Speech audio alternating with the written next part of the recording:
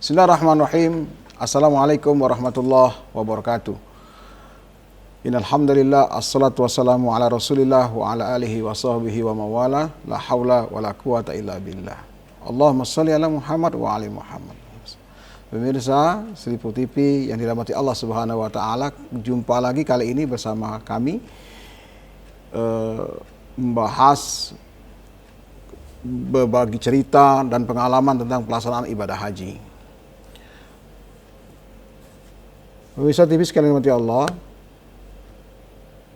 di tengah isu COVID-19 saat ini, berbagai informasi yang masuk dan berkembang yang diterima oleh jemaah haji, calon jemaah haji 2020, khususnya terkait dengan ada pembatalan. Nah, informasi tentang pembatalan penyelenggaraan haji tahun 2020.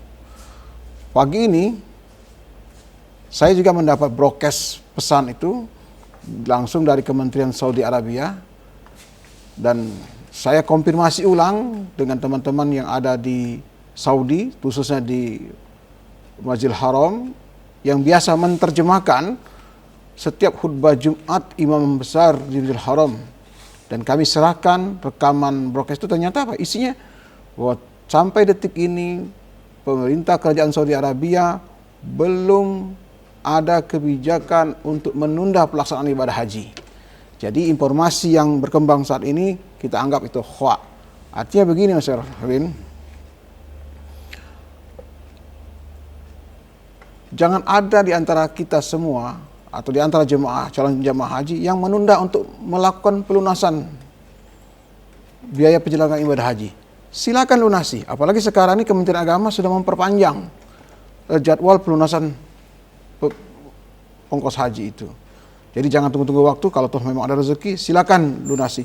Karena soal berangkat tidak berangkat itu bukan medsos yang menentukan, tapi Allah Subhanahu wa taala. Dan kali ini kita akan mencoba untuk berdiskusi dan membahas tentang hal apa saja yang terkait dengan barang bawaan jemaah haji. Nah, terkadang jemaah haji menjadi bingung atau bagaimana ya terkait dengan barang apa saja yang dibawa selama berhaji. Nah, melalui pertemuan yang sangat singkat ini kami ingin sampaikan bahwa ada beberapa hal yang harus kita bawa dan ada beberapa hal barang yang harus kita tidak bawa. Artinya ada barang-barang yang terlarang. Nah, untuk pelaksanaan ibadah haji ini prinsipnya adalah Allah Subhanahu wa taala berfirman dalam Al-Qur'an surah Al-Baqarah ayat 195 yang berbunyi wala tulqu bi aidikum ila tuhlak. Janganlah kamu membiarkan atau menjatuhkan dirimu dalam kebinasaan. Artinya keselamatan diri selama melaksanakan ibadah menjadi prioritas utama. Kalau rekaman sebelumnya kita bicara soal manasik, kesiapan fisik dan sebagainya, hari ini kita akan bicarakan soal bagaimana dan apa saja barang-barang yang menjadi bawaan jemaah haji. Pertama yang harus diingat adalah jemaah haji harus membawa pakaian yang cukup. Apa saja pakaian? Mungkin bagi jemaah haji laki-laki dan jemaah haji perempuan, dia bisa membawa pakaian sebanyak 5 helai pakaian. Kemudian bagi jemaah haji laki-laki bisa juga membawa 3 sampai 4 helai. Dan jangan terlalu banyak membawa pakaian, karena terlalu banyak akan membawa pakaian akan menyusahkan jemaah haji sendiri loh. Pernah kami menyaksikan sendiri dan melihat sendiri dengan mata kepala sendiri. Begitu pulang, bayangkan jemaah, begitu pulang, itu jemaah haji memakai pakaian sampai berlapis-lapis, sampai 5 lapis. Karena sayang untuk dibuang. Tapi ada sebagian lagi jemaah haji membuang pakaiannya, tidak dibawa pulang ke tanah air. Karena apa? Karena terlalu banyak membawa pakaian. Artinya pakaian penting untuk kita ingat, untuk kita bawa, tapi jangan terlalu banyak. Mungkin bagi perempuan cukup 5 lembar dan bagi laki-laki cukup atau 3 lembar. Dan jangan lupa kain ihram dan sepatu tawaf ihram bagi jemaah haji perempuan. Yang kedua yang ingin saya sampaikan selain pakaian, dokumen pribadi yang perlu dibawa oleh calon jemaah haji. Dokumen pribadi seperti surat perintah masuk asrama haji, dan kemudian paspor, dan identitas-identitas lain yang diperlukan selama melaksanakan ibadah haji. Yang ketiga, tas jemaah. Tas khusus, seperti tas kantong kresek seperti ini jemaah. Ini tas kantong, ini kelihatan sederhana tas ini kantong kresek seperti ini. Lihat, ini kresek kantong. Tapi ini sangat memiliki manfaat yang luar biasa. Bisa dibawa untuk menyimpan sandal ketika masuk Masjidil Haram dan Masjidil Nabawi. Ini bisa disimpan. Jangan sampai, soalnya kenapa? Ada jemaah haji yang kami pernah temui yang lupa meletakkan sandalnya di rak mana. Karena semua rak sepatu, rak sandal yang ada di Masjid Nabawi itu semua sama. Yang membedakan hanya nomor. Ingat jemaah, yang hanya membedakan nomor. Nah, karena terlupa meletakkan di posisi di mana meletakkan sandal, akhirnya jemaah ini pulang ke hotel dengan posisi tidak pakai sandal. Apa yang terjadi? Coba. Kakinya melepuh dan terbakar. Nah, padahal kita diperintahkan dalam Al-Quran, kita tidak boleh menjatuhkan diri kita dalam kebinasaan. Itu satu. Kemudian, yang perlu kita bawa adalah masker. Seperti ini masker, tapi beberapa tahun yang lalu, masker ini akan diberikan oleh petugas haji ketika jemaah haji masuk ke embarkasi haji. Di asrama haji akan diberikan masker. Masker ini sangat penting digunakan apabila untuk pakaian sehari-hari menutup seperti ini. Ini salah satu pencegahan penularan virus H5N1 atau MERS atau penyakit yang lain. Karena akan kita terutama sekarang ini isu-isu tentang COVID-19 ini.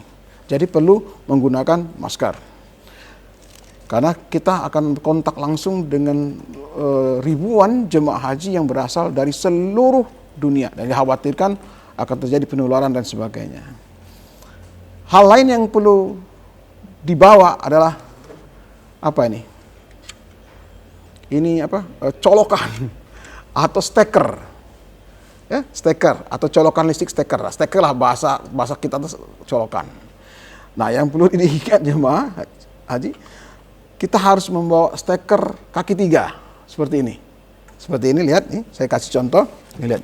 Nih. Dilihat steker. Oke, so, nah ini steker ini. Ini steker ini penting. Kenapa? Semua instalasi listrik yang ada di hotel itu menggunakan seperti ini. Jadi ketika kita membawa steker ketiga ini, kemudian kita tambah seperti ini. Nah, ini digunakan untuk apa? Untuk mengecas handphone dan lain sebagainya. Ini yang penting, steker yang penting dibawa. Yang kemudian yang perlu dibawa juga spray. Seperti ini. Ini bisa digunakan untuk mengisi air dengan air zam-zam atau dengan apa? Ketika suhu panas, cukup disemprotkan seperti ini. Atau ketika kita jemaah haji dalam posisi tawaf di pelataran Masjidil Haram, batal wudhu, cukup menggunakan cara berwudhu yang sangat praktis menggunakan air seperti ini. Sangat sederhana, sama seperti tayamum. Kita basahkan, kita ini sama seperti ini. Seperti tayamum, kita air kumpulkan bisa wudhu. Dan begitu muka seperti juga kumpulkan. Dengan air tentunya. Dan spray ini biasanya setiap jemaah haji akan masuk asrama haji, dia akan mendapatkan 1 botol spray ini. Artinya tidak perlu beli, tapi ini akan ada dibagikan. Selanjutnya, yang perlu diingat calon jemaah haji adalah membawa kacamata hitam. Saya contohkan makanya. Seperti ini. Lihat tuh. Aduh. Ganteng bukan? Pasti jawabannya bukan. Kenapa harus menggunakan kacamata hitam? Ini hanya untuk menghindari trik cahaya matahari, terlebih di kota suci Madinah Al-Munawwarah itu derajatnya lebih kurang, suhu panasnya mencapai 53 derajat Celcius. Sehingga perlu menggunakan kacamata hitam sebagai pelindung mata. Kemudian payung perlu dibawa, tapi payung akan dibagikan di setiap embarkasi, bahkan ketika jemaah haji begitu tiba di bandara Madinah juga akan dapat payung, begitupun di Jeddah juga akan dapat payung dari perusahaan-perusahaan seluler seperti Mobili dan lain sebagainya akan memberikan payung itu. Kemudian hal-hal lain yang perlu yang dibawa oleh jemaah adalah headset seperti ini. Udin lihat sini. Kalau kami seperti ini sebenarnya. Ini untuk apa nih? Ini pertanyaan kan? Untuk apa? Saya ingatkan kepada jemaah membawa ini, headset ini. Kemudian kalau saya lihat contoh sebentar, ini kita ini. Nah, ini ada manfaatnya headset ini sekalian. Ini akan kita pakai di saat hari Jumat. Di saat hari Jumat ini kita pakai, hari Jumat kita pakai ini dan kita buka radio yang ada di sini, yang ada di handphone kita masing-masing. Contoh, kita buka radio dan kita mencari gelombang 94,1 atau 95,1 MHz. Nah, di situ akan kita dengarkan semua pidato atau isi khutbah imam besar yang ada di Masjid Nabawi maupun Masjid Haram diterjemahkan ke dalam bahasa Indonesia. Jadi ketika kita menghadiri khutbah Jumat atau sholat Jumat, kita akan mendengarkan khatib menyampaikan khutbahnya, maka kita akan memahami isi khutbahnya karena kita akan menggunakan headset ini dan kita mencari gelombang yang ada buka radio dengan gelombang 95,1, maka seluruh isi pidato khutbah yang disampaikan oleh imam besar yang ada di Masjid Nabawi dan Haram semua diterjemahkan dalam bahasa Indonesia. Jadi ini gunanya. Jadi kalau umpama jemaah umroh atau jemaah haji sedang sholat Jumat di Masjid Nabawi atau Masjid Haram, baik itu dalam pelaksanaan ibadah umroh maupun haji, kita jangan marah atau jangan aneh melihat ada orang-orang yang menggunakan headset ini. Mereka ingat, mereka bukan sedang mendengarkan musik, tapi mereka sedang mendengarkan isi khutbah. Karena khutbah Jumat diterjemahkan dalam 48 bahasa dunia. Salah satunya adalah bahasa Indonesia. Hal lain jemaah haji yang harus perhatikan adalah membawa tali. Saya di sini tidak ada contoh tali. Kenapa tali dibutuhkan? Karena tali dibutuhkan untuk menjemur pakaian. Karena kalau kita mencuci di haram itu, kita begitu menyuci, setiap hotel biasanya disiapkan mesin cuci dan sebagainya. Begitu kita selesai mencuci dan kita menjemur, hanya butuh waktu lebih kurang 10-15 menit, maka pakaian yang kita jemur itu akan cepat kering. Bahkan tidak sampai 15 menit, cukup 10 menit, semua pakaian akan kering. Makanya kita tidak perlu membawa pakaian yang terlalu banyak. Hal-hal lain yang bersifat barang bawaan jemaah yang lain adalah seperti sajadah yang diperlukan. Karena kita harus suasana haram Masjid Nabawi yang begitu dingin, syukur-syukur kita bisa sholat di dalam, maka insya Allah akan lebih nyaman. Itu hal-hal yang berkaitan dengan barang-barang yang harus dibawa oleh jemaah haji. Dan saya pikir kalau jemaah haji yang bisa memahami smartphone, nanti akan tahu manfaat smartphone sendiri. Karena nanti ada aplikasi namanya Haji Pintar. Di situ akan ada program tentang layoutnya Masjidil Haram dan Masjid Nabawi. Jadi kita tidak akan tersesat di pintu mana kita masuk dan di pintu mana kita akan keluar. Semua akan terpandu melalui smartphone di dalam aplikasi Haji Pintar. Itu hal-hal yang harus dibawa oleh jemaah haji. Pertanyaan berikut adalah, barang apa saja yang tidak boleh? Nah, ini pertanyaan sekalian. Sering kami melihat di saat jemaah haji menjelang keberangkatan ke Tanah Haram atau naik pesawat, saat masuk kemudian ada penggeledahan oleh aparat, banyak barang-barang jemaah haji yang dibongkar, dibuang, tidak boleh diizinkan naik pesawat. Seperti apa? Seperti parfum di atas 100 miligram. Parfum di atas 100 tidak boleh diizinkan untuk dibawa. Termasuk power bank yang besar. Itu tidak boleh dibawa dalam pesawat. Karena apa? Dikhawatirkan meledak. Pisau, termasuk gunting, tidak boleh dibawa dalam tas tentengan.